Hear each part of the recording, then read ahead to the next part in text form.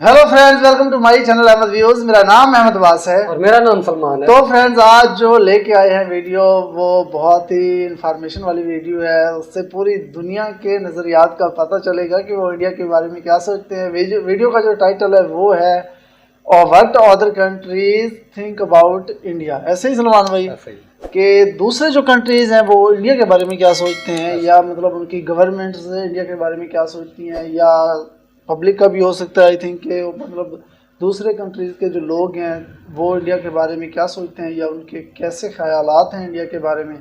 तो सलमान भाई, आपको क्या लगता है कि कैसे ख्यालात होंगे इंडिया के बारे में?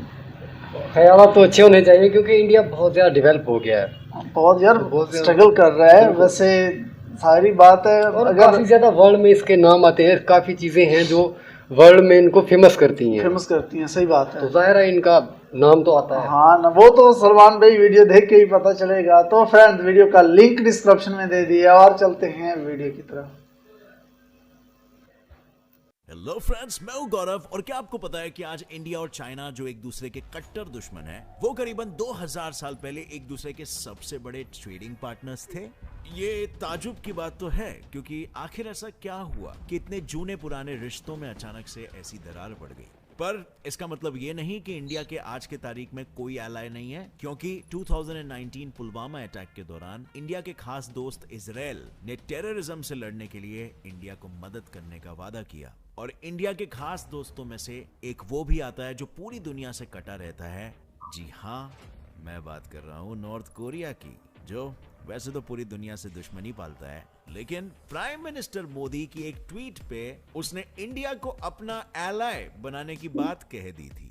पर क्या वाकई में अपने दुश्मन चाइना का जिगरी नॉर्थ कोरिया इंडिया का दोस्त बन सकता है? और क्या असल में कोई भी देश इंडिया का दोस्त है, या वो सब बस दोस्ती की आड़ में बस अपना फायदा निकाल रहे हैं? आइए जानते हैं ना today's video titled what do other countries think about India.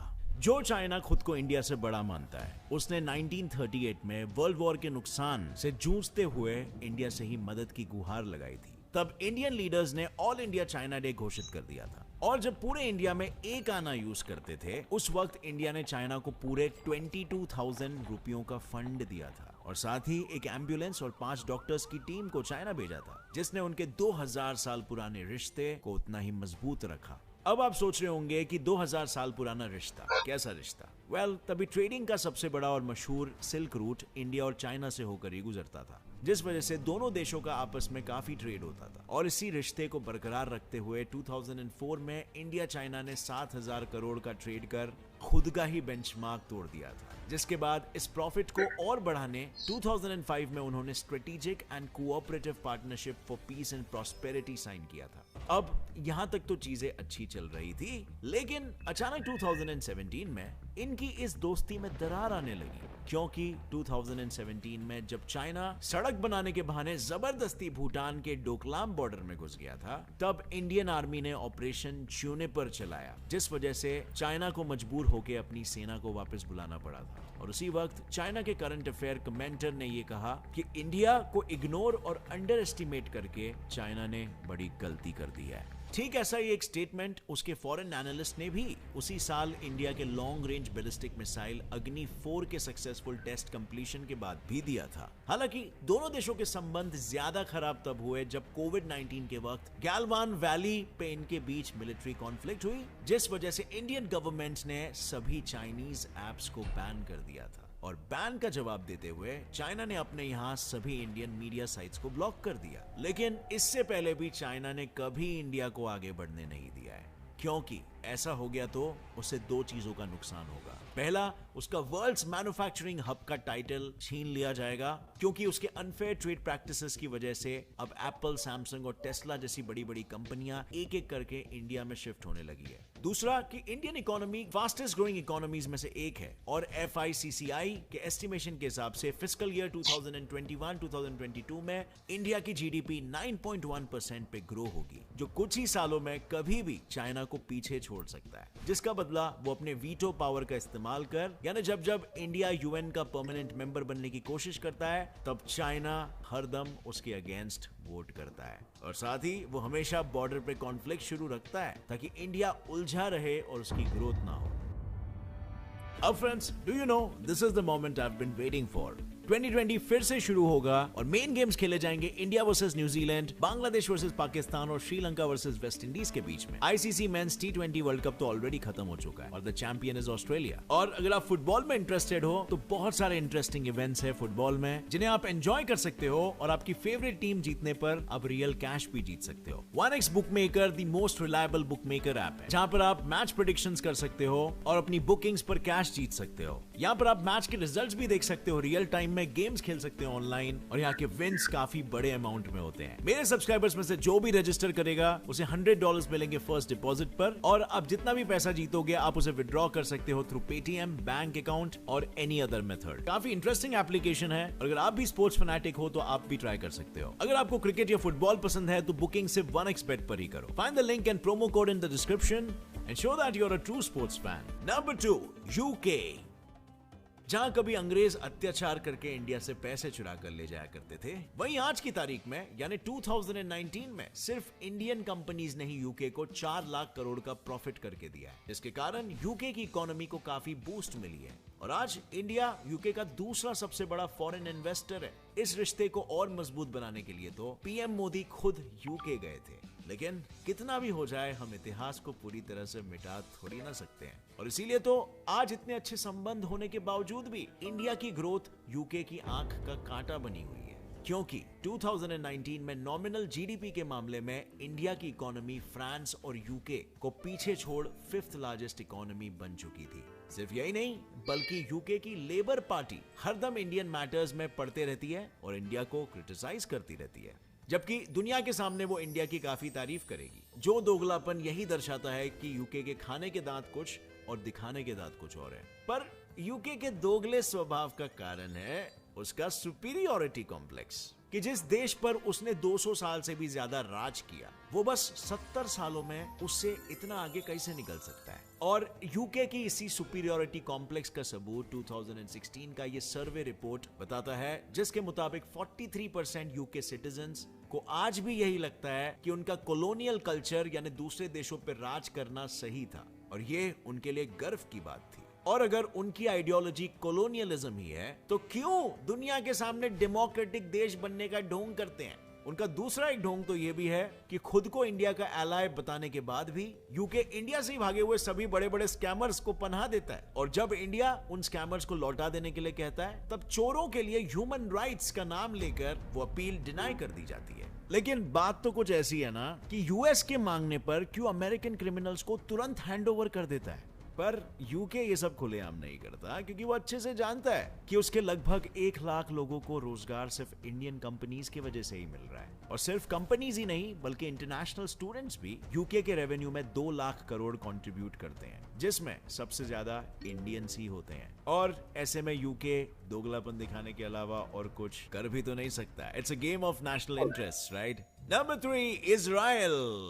इस स्टेटमेंट ने खुद ही यह बयान कर दिया है कि इजराइल इंडिया के कितने करीब है, क्योंकि आमतौर पे जहां सारे वर्ल्ड लीडर्स न्यूट्रल रहना पसंद करते हैं, वहीं इजराइल के पीएम ने ही इंडिया को अपना खास दोस्त बताया, और साथ ही पुलवामा अटैक्स के बाद उन्होंने डंके की चोट पर इंडिया का साथ देने की बात की थी। वैसे तो आज इन दोनों देशों के बीच इकोनॉमिक, मिलिट्री और स्ट्रेटेजिक रिलेशनशिप काफी स्ट्रांग है, लेकिन इन दोनों के बीच के संबंध काफी पुराने हैं। दरअसल जब पूरी दुनिया में ज्यूज को पर्सिक्यूट किया जा रहा था, तब इंडिया ही एक ऐसा देश था जिसने इजराइल के ज्यूइश लोगों को पनाह दी थी, जिसके बाद इजराइल और इंडिया के बीच सिर्फ स्ट्रेटेजिक ही नहीं बल्कि एक एथनिक रिलेशनशिप भी फॉर्म हो गया था। और सिर्फ इजराइल ही नहीं, इंडिया भी उसे अपना खास दोस्त मानता है। तभी तो एक न्यूट्रल देश होने के बावजूद जब 2014 में इजराइल और हमास के बीच टेंशन चल रही थी, तब सुषमा स्वराज ने कहा था कि इंडिया भले ही पैलेस्टीन को लेकर अपने पॉलिसीज चेंज ना करे, लेकिन इजराइल के साथ भी अपने रिलेशन अच्छे रखेगा। क्योंकि इनके इसी रिलेशन ने 10 सालों में दोनों देशों के बीच 66,000 करोड़ मिलिट्री इक्विपमेंट का बिजनेस करवाया था। और हाल फिलहाल में दोनों देश अपने बायलैटरल ट्रेड एग्रीमेंट को इंफॉर्मेशन टेक्नोलॉजी, बायोटेक्नोलॉजी और एग्रीकल्चर की एरियाज में भी शेयर करना चाह रहे हैं, क्योंकि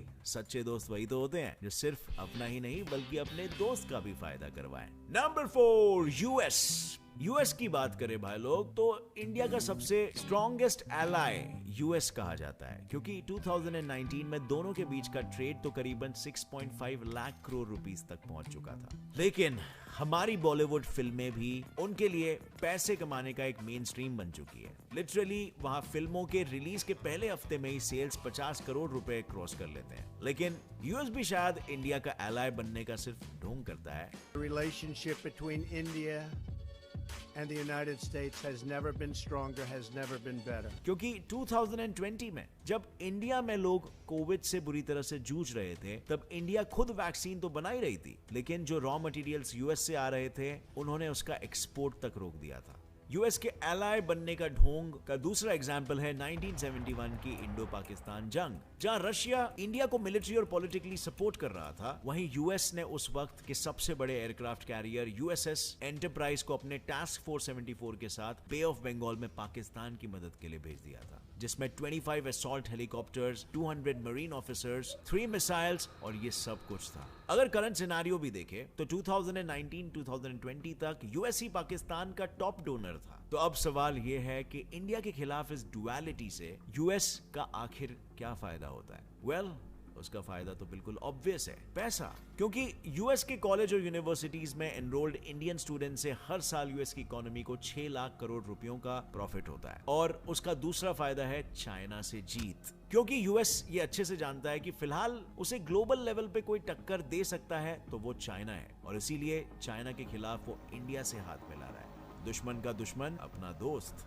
यही चीज उसने तब भी की थी जब सोवियत यूनियन ने अफगानिस्तान पे कब्जा कर लिया था, और उस वक्त अपने सबसे बड़े दुश्मन सोवियत यूनियन को हराने के लिए यूएस ने अफगानिस्तान का साथ दिया था। इन शॉर्ट, यूएस की पॉलिसी ही है दुश्मन का दुश्मन दोस्त। और इससे आप दोस्त के घर पे अक्सर आना जाना भी कर सकते हो ना, और नजर रख सकते हो कि पड़ोसियों की तबीयत पानी कैसी है। नंबर 5, पाकिस्तान और इंडिया के लीडर्स ही नहीं बल्कि लोग भी शायद एक दूसरे को नेगेटिवली देखते हैं कहीं ना कहीं, क्योंकि वहां हुए एक सर्वे के अनुसार 71% पाकिस्तानीज इंडिया को एक सीरियस थ्रेट समझते हैं। भाई, थ्रेट किस बात का?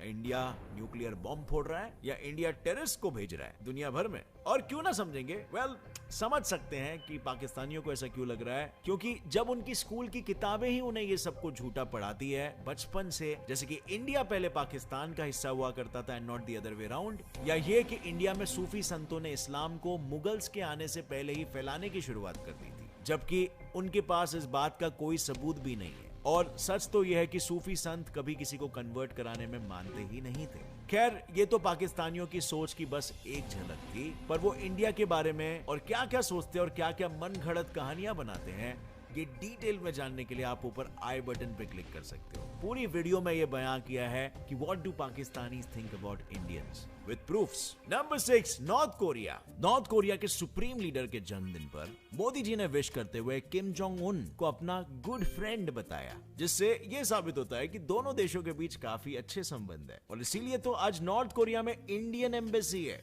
और इंडिया में नॉर्थ कोरियन एम्बेसी है। लेकिन हमारे और उनके रिश्ते सिर्फ यहीं तक सीमित नहीं है, क्योंकि चाइना के बाद नॉर्थ कोरिया का लीडिंग ट्रेड पार्टनर इंडिया ही है, जिसने 2013 में कंट्री के एक्सपोर्ट में 400 करोड़ रुपयों का कंट्रीब्यूशन किया था। यही नहीं, ट्यूबरक्यूलोसिस से निपटने के लिए WHO की रिक्वेस्ट पे इंडिया ने 7 करोड़ की एंटी ट्यूबरक्यूलोसिस मेडिसिन वहां पर भेजी थी। और शायद इंडिया के इसी भाईचारे को देखते हुए आमतौर पे चुप रहने वाले किम जोंग उन ने पीएम मोदी के ट्वीट को एक्नॉलेज भी किया और इंडिया को एलाई बनाने जैसी इंपॉर्टेंट बात भी की थी।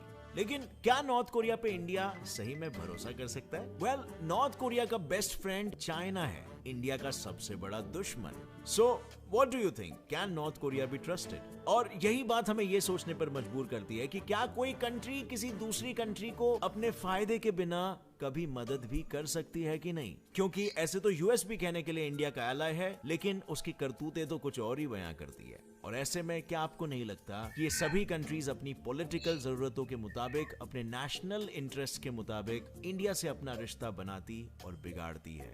और क्या इंडिया इसमें कुछ अलग करता है, या हम भी उन्हीं देशों में से एक है जो अपने ही नेशनल इंटरेस्ट और पॉलिटिकल इंटरेस्ट के गुलाम है? और हो सकता है इन दूसरे देशों में इंडिया के बारे में भी एग्जैक्टली यही बातें बोली जा रही है। वेल, आपकी क्या राय है इस विषय में? कमेंट सेक्शन में मुझे बताना। और अगर इस वीडियो से कुछ भी नया सीखने मिला तो एक लाइक जरूर ठोकना। Get set fly fact channel को अभी सब्सक्राइब कर लो और बेल नोटिफिकेशन दबा दो, ताकि आगे आने वाली ऐसी इंटरेस्टिंग और भाई सलमान भाई, क्या आपको नया देखने को मिला है यार? ये तो मतलब इंडिया तो काफ़ी हाई लेवल पे है।